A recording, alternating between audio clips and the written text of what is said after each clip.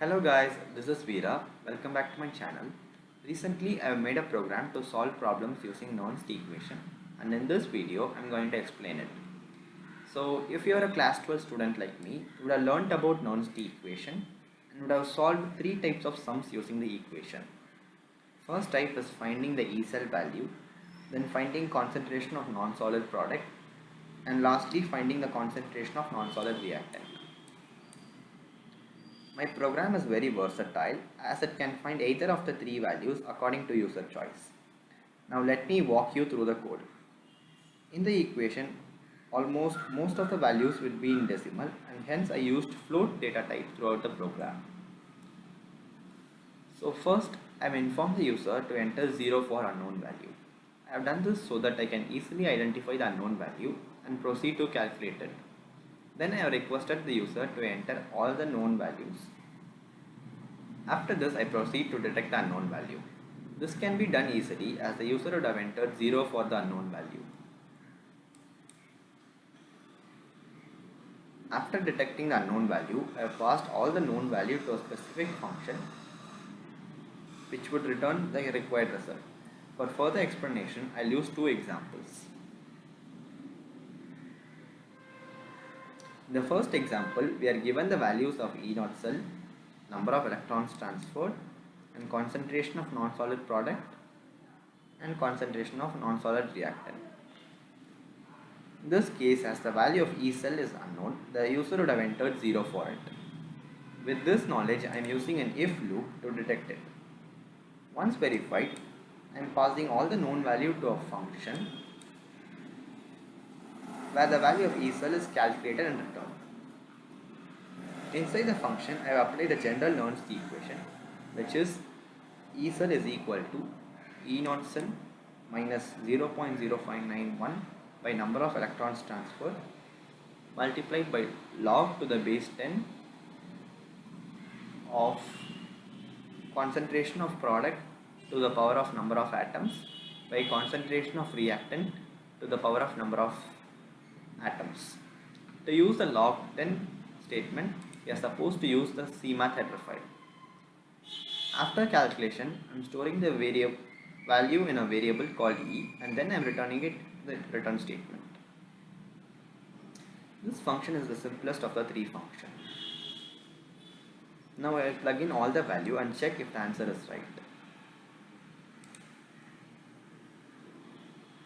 Since the unknown value is the value of E cell, I am entering 0 for it.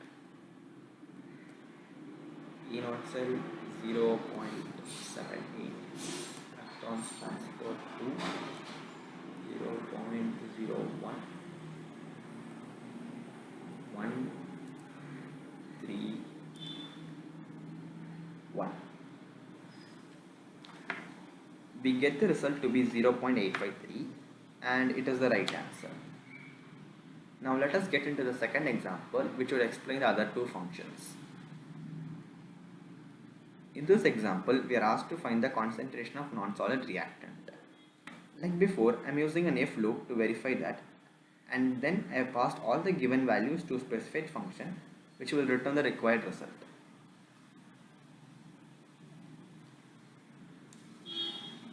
Inside the function, the calculation of concentration of reactant gets quite complicated as the normal Nernst equation is transposed to find the concentration of reactant. Hence, I broke down the equation into 6 parts. The first part, I have divided 0.0591 by number of electrons. The second part, I am subtracting E naught cell value and E cell value. After that, I have divided the second part by first part. In part E4, I am finding the antilog of E3. Antilog of a number is basically 10 to the power of the number. So to find the antilog of E3, I have taken the value of 10 to the power E3. After that, I have divided concentration of non-solid product by E4. Now finally, to find the nth root of the concentration E5, I am powering E5 to 1 by G, as n root x is equal to x to the power 1 by n. After all this, we get the desired result and it is returned. So basically I've kept the unknown value in one side and transposed all the known values to other side.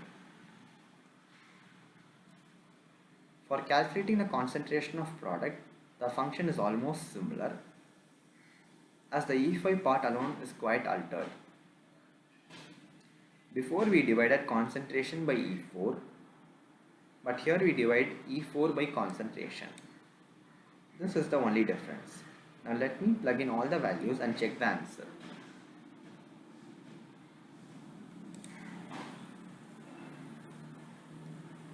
E set is 0.422, 0.46, to 0.11.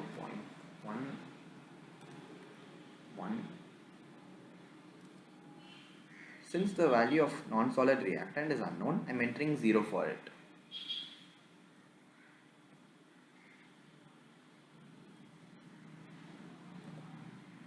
We find the result to be 0.071 and it is the right answer. Okay guys, that's been it. Thanks for watching.